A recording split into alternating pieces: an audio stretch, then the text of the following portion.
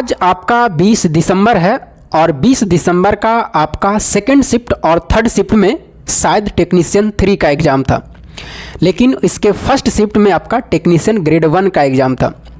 मैंने रिव्यू देखा है, बहुत सारे चैनलों 2-3 चैनल पर देखा, किस तरह से प्रश्न पूछे हैं उस पर बात करेंगे, कहाँ कहाँ मेहनत करनी है उस पर हम चर्चा करेंगे।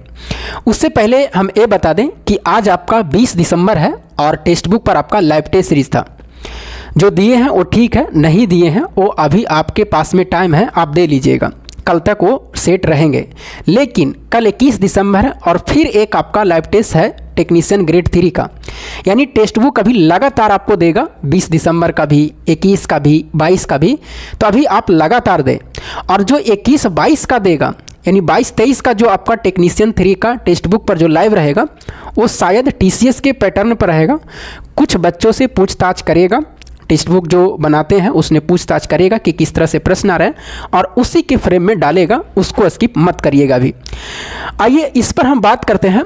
इसमें जो मार्क्स बने हैं, बाकी हम प्रश्न पर चर्चा करेंगे कि किस तरह से पूछ रहा, उसको लास्ट में चर्चा करेंगे। इसमें मेरा जो अटेम्प्ट है 95 है और टोटल इसमें 16 गो गलतियाँ हुई है और 79 सही है, जिसमें से कट छट के मार्क्स मेरा 73 पॉइंट कुछ बना। यही मेरा मार्क्स एवरेज रहता है 70 और 75% के बीच में, और यही मेरा मार्क्स अभी रह रहा।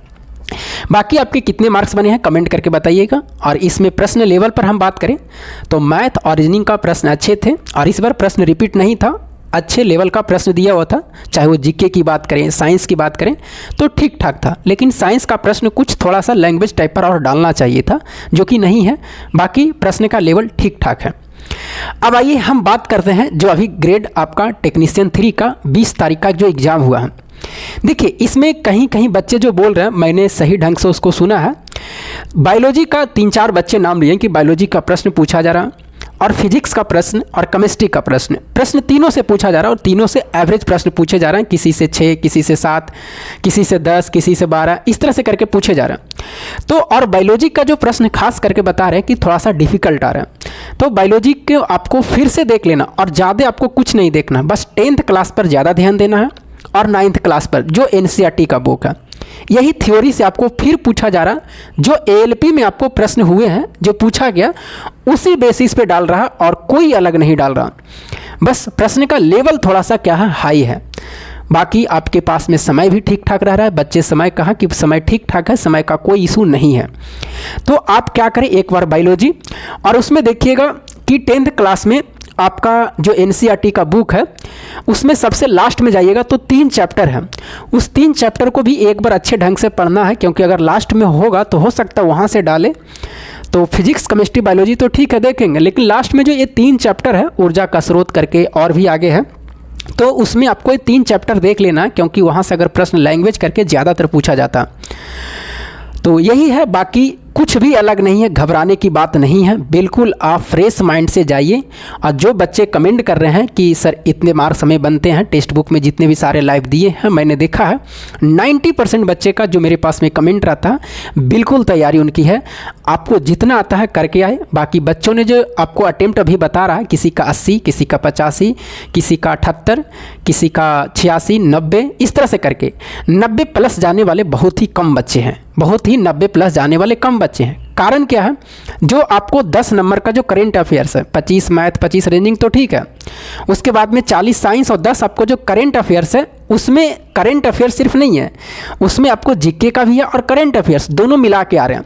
लगभग 6 से 7 करेंट अफेयर्स और 2-3 से स्टैटिक्स प्रश्न आ रहे हैं। तो इसमें 10 में आपको लगभग 3 से प्रश्न बनेंगे, ज़्यादा नहीं, 3 से 4।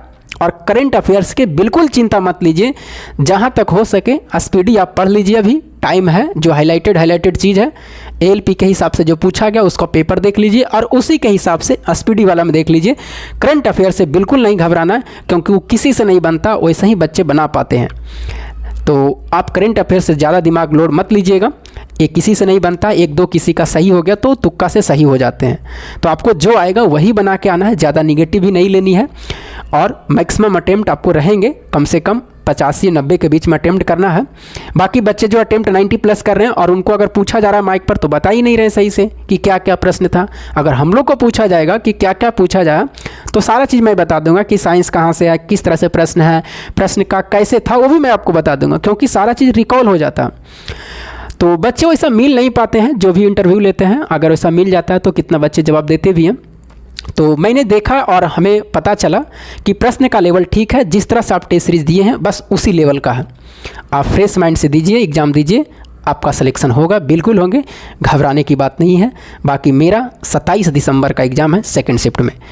तो चलिए, और हाँ, किसी का अगर 20 तारीख का एग्ज़ाम है, 21 तारीख का एग्ज़ाम है तो हमसे कांटेक्ट कर लीजिएगा थोड़ा सा ज़रा। अगर किसी का, जो बच्चे कमेंट करते हैं जो मैं, आपकी तैयारी बहुत ही अच्छी है, अगर इस वीडियो को देखते हैं और आपका 20 दिसंबर का एग्ज़ाम हुआ और या 21 दिसंबर का एग्ज़ाम हुआ तो आप थोड़ा सा हमसे कॉल करके बात कर लीजिएगा। मेरे यूट्यूब चैनल पर नंबर दिया हुआ है, ताकि हम आने वाले बच्चों को बता सकें कि हाँ इस तरह से प्रश्न पूछे गए हैं। तो हो सके तो आप कोशिश करिएगा, जिसका भी एग्ज़ाम होगा और हमें कॉन्टेक्ट कर सकते हैं तो आप बिल्कुल करिएगा। और शाम को बिल्कुल आप फ़ोन करके हमसे बात कर सकते हैं कि हाँ सर इस तरह से प्रश्न का लेवल आ रहे हैं, ताकि बच्चों का कुछ सहयोग हो। फिर मिलेंगे हम आपको अगले वीडियो में, तब तक के लिए जय हिंद।